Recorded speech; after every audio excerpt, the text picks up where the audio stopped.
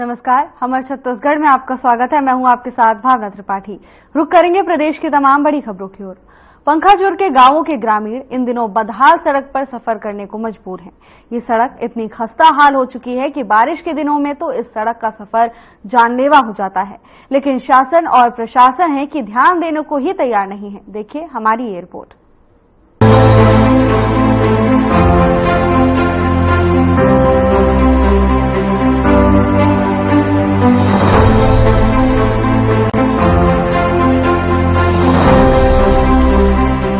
तस्वीर को देखिए, इस तस्वीर में दिख रही गड्ढों से भरी सड़क को देखिए।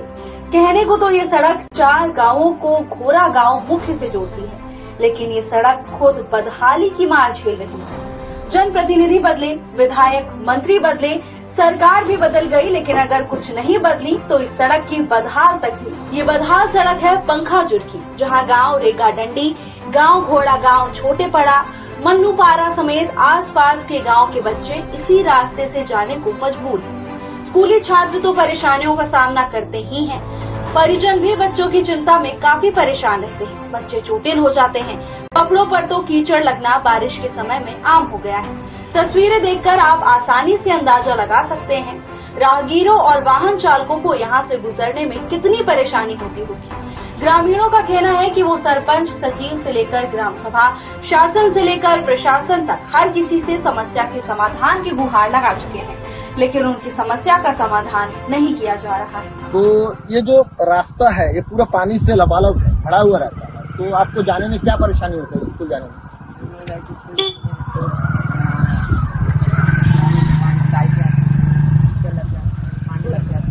दिन भर क्या कपड़े, कभी कभार ऐसा होता है कि गाड़ी जाता है तो जो उनका जो पानी है छिटक से जो लगता है, कपड़े भीग जाता है, तो क्या दिन भर आप लोग भीगे रहते हो क्या? कभी कभार बीमारी पड़ जाते हैं। दादा जी क्या नाम है आपका? मेरा नाम प्रणव कुमार साना है। तो ये जो रास्ता है दिखने में मजाक लग रहा है रास्ता को। ये बच्चे लोग जब स्कूल जाते हैं तो कभी देखा हूँ कि बच्चे लोग अपने जो चप्पल है, जूते हैं वो हाथ में लेके जाता है, कभी कभार गंदे हो जाता है यूनिफॉर्म उसका, ये जो जा रहा है। तो क्या कहेंगे सरपंच से? रोड के बारे में तो बोलने के लिए बहुत लंबा चौड़ा बोलना पड़ता है। ये सालों साल से पुराना जमाना से देखते आया हूँ, आज तक इस रास्ता का कोई संशोधन के नाम से कुछ नहीं हुआ। बच्चे लोग इतना परेशानी में रहते हैं जो कि जाने आने में बहुत दिक्कत होती है। इनके यूनिफॉर्म को भी कचरा लगता है, जब गाड़ी उड़ी आता है पूरे यूनिफॉर्म भीग जाते हैं। ये घोरागांव पंचायत का रास्ता है, तो क्या लगता है सरपंच इस रास्ते का निराकरण नहीं कर सकता है क्या? मुर्मीकरण नहीं कर सकता है? तो आज तक क्यों नहीं हुआ? मैं ऐसी बारे में नहीं जानता, परेशानी को जानते हैं, अभी तक क्यों नहीं हुआ बोल रहे हैं कि इस परेशानी को हम जानते हैं कि तो जाने आने में सभी को दिक्कत हो रही है। अभी आपको भी आने में। मैडम आपके जो स्टूडेंट है, आप घोरागांव स्कूल के मैडम हैं, तो आपके जो स्टूडेंट है इस रास्ते से जब गुजरता है, जब स्कूल पहुंचता है, तो क्या क्या परेशानी आपको देखने को? परेशानी तो है। अभी मैं पैदल आ रही थी तो मेरे स्कूल के बच्चे लोग जा रहे थे तो पूरा चीखल से लथपथ है ना। रास्ता इतना खराब है कि पैदल मतलब गाड़ी पैदल चलना भी मुश्किल है। भैया इस रास्ते का जो अवगमन है बच्चे लोग का, इससे भारी दिक्कत हो रहा है, इसमें आप क्या कहेंगे? इसमें तो भारी दिक्कत है। हम लोग तो कई बार गांव वाले भी सूचना दिया, सब बैठे और गांव वाले भी सूचना दिया। और रात को हमारे गांव के एक पारा में रायपुर भर्ती किया था एक लड़की, जमुना कुमुट्टी, उसको एम्बुलेंस रायपुर से लाके वहां से हम लोग ना यहाँ से खटिया में लेके गया। ऐसी स्थिति है रास्ता। लेकिन इसमें तो रोक लगाने का जैसे हो गया ना, जैसा रास्ता में इतना पानी भर गया तो हम लोग यहाँ मरने काम में जा रहे हैं, तो ऊपर भी इसमें हम लोग बाइक लेके नहीं जा पा रहे हैं, पैदल जा रहे हैं। क्या है ना, सरपंच जो है आप लोगों के मतदान से मत दे के आपके बहुमत से एक सरपंच चुनते कि आपका जो छोटा मोटा जो परेशानियां है वो हल कर। लेकिन आपके सरपंच जो है इस रास्ते का निराकरण करने के लिए आप लोग बता रहे हैं कि नहीं बता रहे, ये आपके विचार है। आपके सरपंच है, आप चुन के सरपंच को बनाए हो, लेकिन आपके सरपंच या सचिव को इस रास्ते में कभी आना जाना अवगमन होते हैं उनका? हाँ, वो भी आना जाना करता है, लेकिन फिर भी उसमें कोई देखने वाली बात ये है कि इस खबर प्रकाशित होने के बाद क्या सरपंच या इस जो विभाग है संबंधित विभाग कि इस पर कोई एक्शन लेगा? क्या इसका कोई निराकरण होगा? क्या बच्चे अपने सही तरीके से स्कूल जा पाएगा? उसके यूनिफॉर्म जो है गंदे और भीगे रहता है, वो क्या इसके बाद से नहीं होगा, ये जानने वाली बात है। कैमरामैन अनूप के साथ सुजीत मंडल, हर खबर प्रखंड। इस बदहाल सड़क से ग्रामीण काफी परेशान हैं, लेकिन शिकायतों के बाद भी उनकी समस्या का समाधान नहीं हो रहा है। हालांकि देखने वाली बात यही है कि कब तक इन ग्रामीणों की समस्या का समाधान किया जाता है। Bureau report.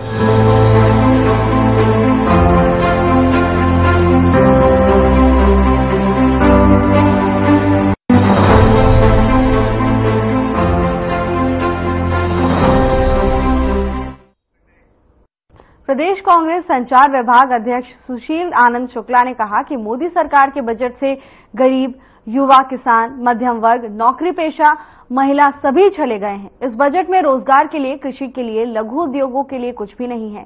बजट में सुदृढ़ भारत का रोड मैप कहीं भी नहीं दिख रहा। बजट में महंगाई कम करने के बारे में वित्त मंत्री ने कोई प्रावधान नहीं किया है। गरीब, मध्यम वर्ग को महंगाई से राहत नहीं मिली है।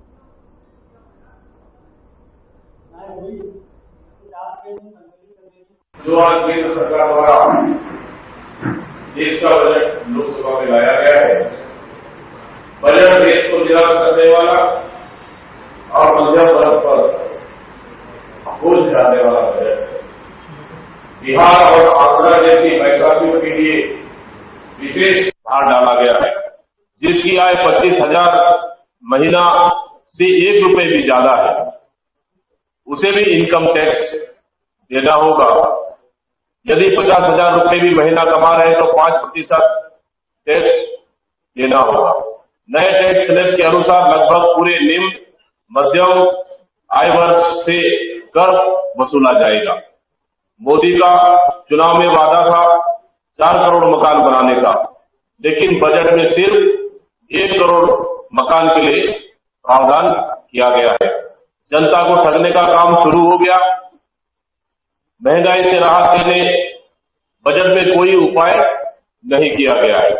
बजट नौकरी पेशा, व्यवसायी, कारोबारी सभी निराश है। इधर वित्त मंत्री बजट पढ़ रही थी, उधर शेयर मार्केट गिर रहा था।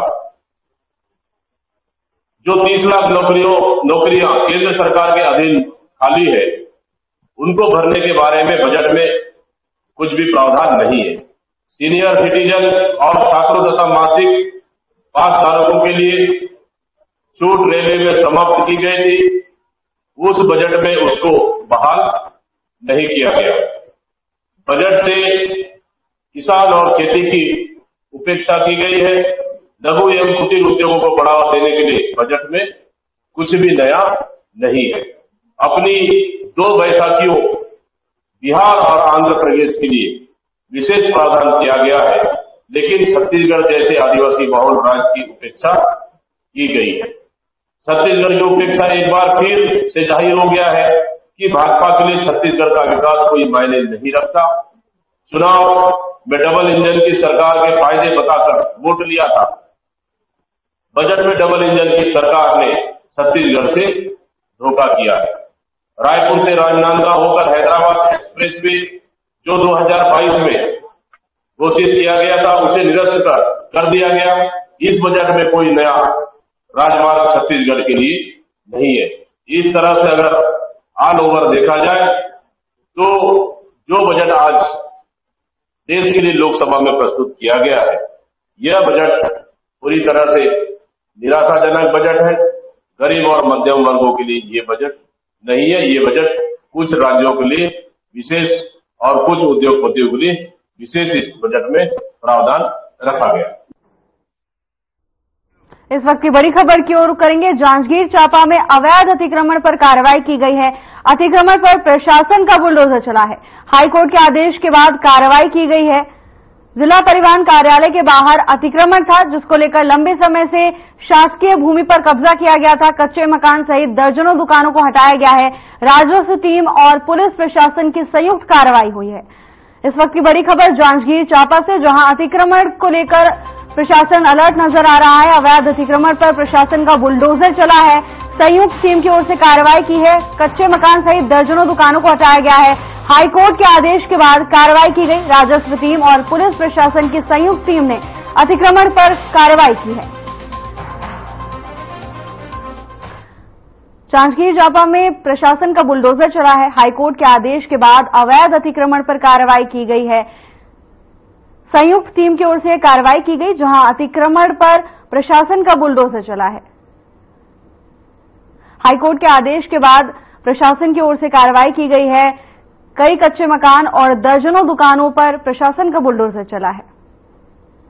तस्वीरें जांजगीर चांपा से हैं, जहां अवैध अतिक्रमण को लेकर प्रशासन सख्त नजर आ रहा है।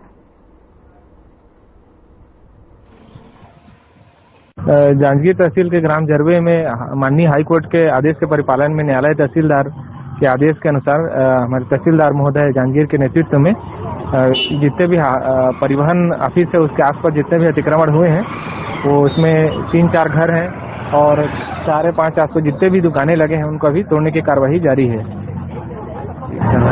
वो नियंत्रण तो कार्यवाही प्रक्रियाधीन है सभी जगह। अतिक्रमण के समय जैसे जैसे रिपोर्ट आ रहा है वैसे वैसे कार्यवाही त्वरित हो रही है न्यायालयीन आदेशों के फिर परिपालन में और स्वयं सुनवाई के पश्चात। के लिए रुकेंगे, जल्द हाजिर होंगे ब्रेक के बाद।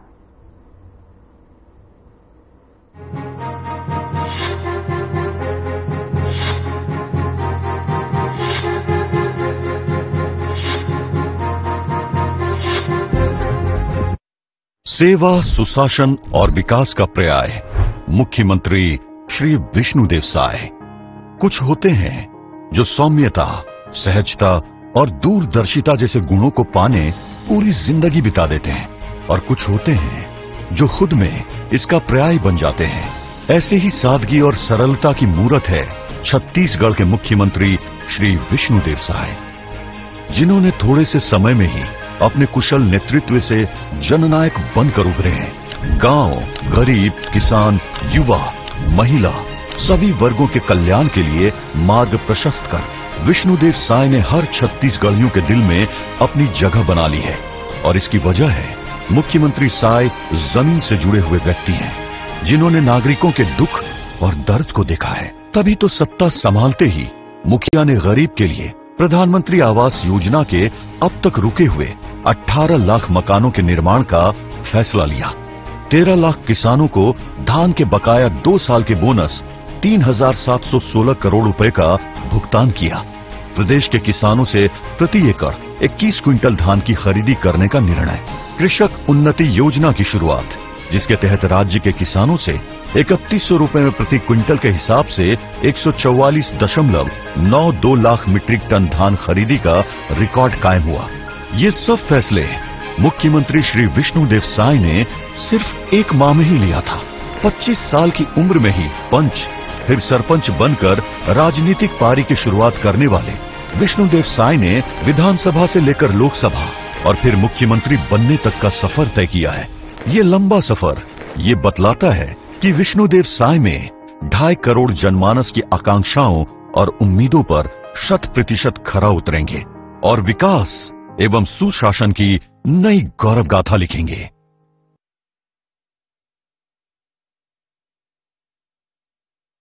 छत्तीसगढ़ में जला है सुशासन का दिया, जिसकी रोशनी ने सबको है छुआ। विष्णु के सुशासन ने हर वर्ग में लाई है खुशियाँ। महिलाओं के तो जीवन में आया है बहुत बड़ा परिवर्तन, क्योंकि उन्हें सम्मान, स्वावलंबन और देने रोजगार संकल्पित है विष्णु सरकार।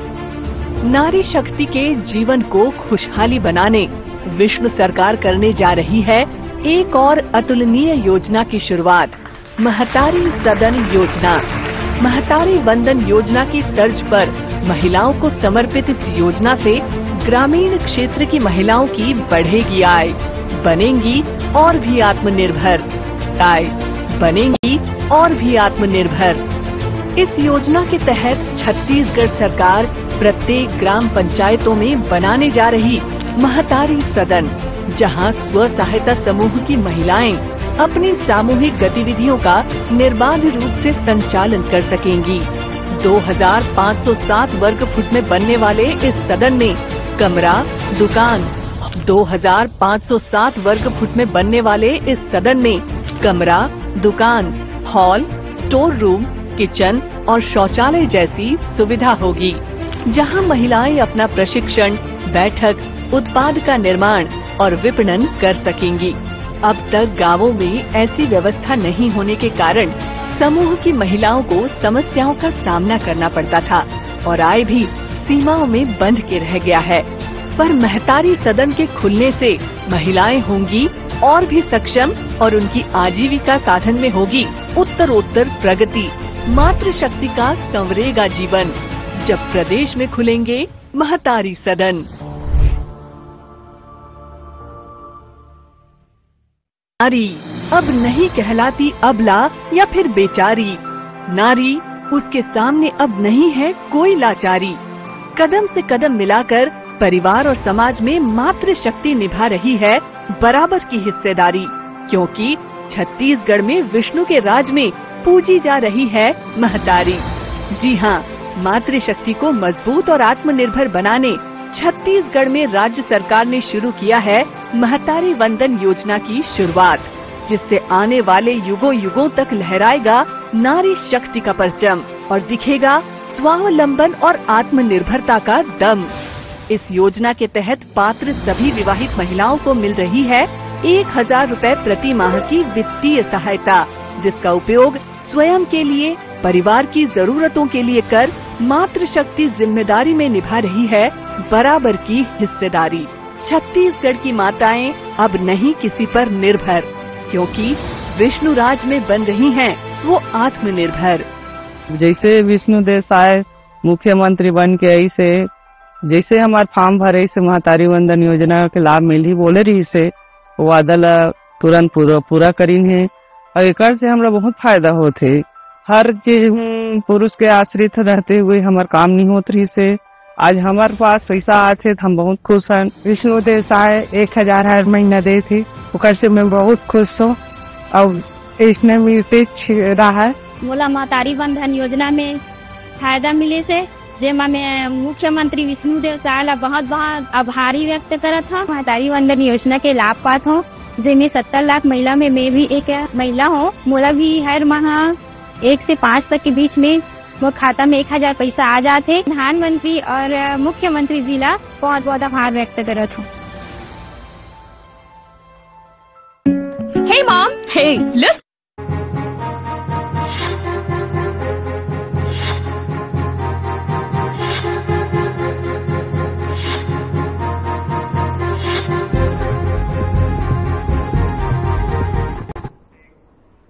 ब्रेक के बाद आपका स्वागत है। खबरों में आगे बढ़ेंगे। दंतेवाड़ा के किरंदुल में आई जल त्रासदी की जमीनी हकीकत को जानने हमारे संवाददाता किशोर कुमार रामटेक के मौके पर पहुंचे। जिस डैम की बात की जा रही है जहां जन सैलाब आया था वो एनएमडीसी की 11C माइनिंग थी। एनएमडीसी की तरफ खुदाई कर निकाले गए ब्लू डस्ट की वजह से वहां गड्ढा बन गया था, जिसकी गहराई करीब 15 से 20 फीट है। लगातार हो रही भारी बारिश की वजह से गड्ढा पूरी तरह से भर गया और पानी अपना ओवरफ्लो होकर अपना रास्ता बनाते हुए निकला, जो किरंदुल की तरफ आया और पानी ज्यादा होने की वजह से पहाड़ का किनारा इस दबाव को नहीं सह पाया। पानी पहाड़ तोड़ता हुआ पहाड़ की ऊंचाई से किरंदुल की तरफ बहा। लोग कुछ समझ पाते इससे पहले पानी और पानी के साथ लाल ब्लू डस्ट लोगों के घरों में घुस गई, जिसकी जद में कई वाहन भी आ गए। पानी का ऐसा रौद्र रूप किरंदुल में पहली बार देखने को मिला।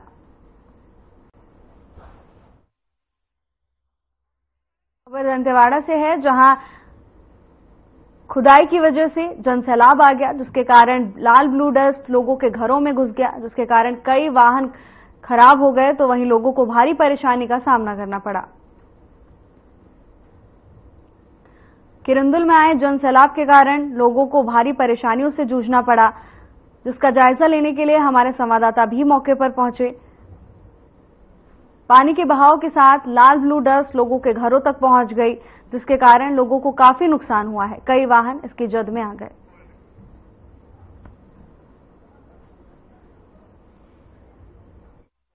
आप देख सकते हैं हमारे पीछे यही वो जगह है डैम जहां पूरा पानी भर गया था और उसके बाद में अचानक से जो बीच में गैप दिख रहा है वहां पर से पानी पूरी तरह से टूट करके शहर की तरफ बहा है और पूरा शहर को डुबा दिया। ये आप गड्ढा देख सकते हैं, गड्ढा कितना बड़ा है और कितना भयंकर पानी से भरा रहा होगा। ये पूरे झील की तरह और पूरा सागर की तरह है। ऐसा लग रहा है मानो कि इसमें हजारों क्यूसेक लीटर पानी और यहाँ से पूरा पानी जब शहर की तरफ निकला है एक स्पीड से, तो पूरे शहर को तहस-नहस करके रख दिया है।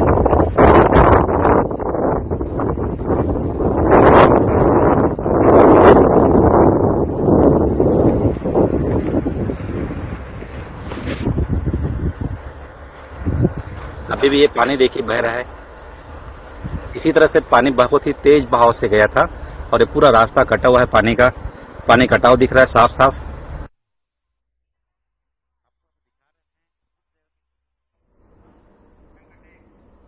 महरमगढ़ ब्लॉक में भारी बारिश के कारण नेशनल हाईवे 63 पर करीब 5 घंटे तक जाम रहा। इतना ही नहीं, लोगों के घरों में भी पानी घुस गया, जिसके कारण लोगों को भारी परेशानी का सामना करना पड़ा।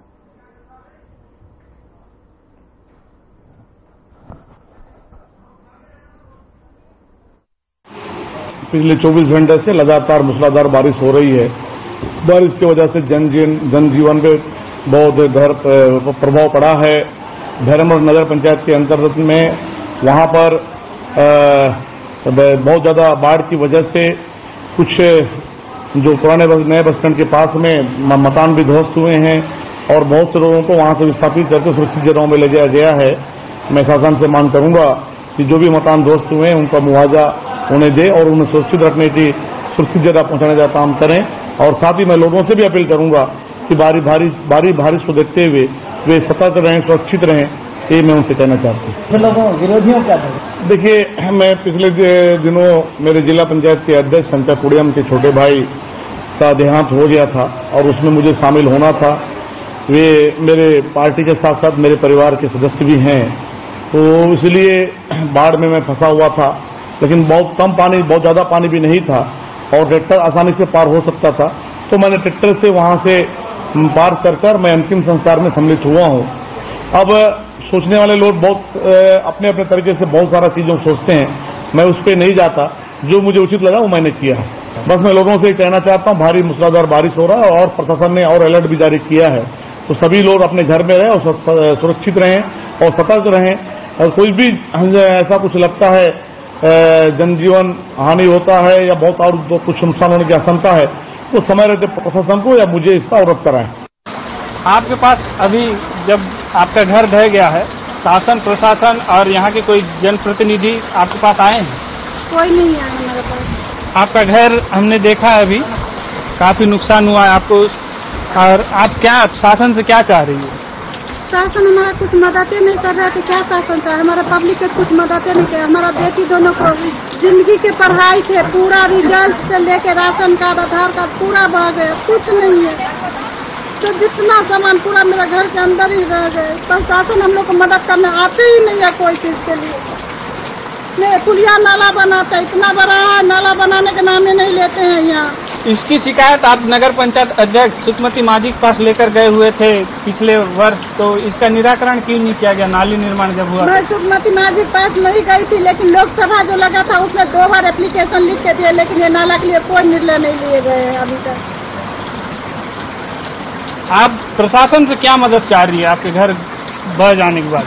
बह जाने के बाद यही चाह रहे हैं, यहाँ के पुलिया बड़ा किया जाए, नाला बना जाए, हम आम आदमी के थोड़ा मदद किए जाए। और क्या चाहिए? हम लोग तो खाने तक कुछ नहीं रहे, पहनने के लिए कुछ नहीं रहे। तो अभी आप लोगों के रहने और ठहरने की व्यवस्था, खाने पीने की व्यवस्था कोई प्रशासन की तरफ से की गई है? कुछ नहीं अभी की गई। फिलहाल के लिए बस इतना ही। जल्द हाजिर होंगे नई अपडेट्स के साथ। नमस्कार।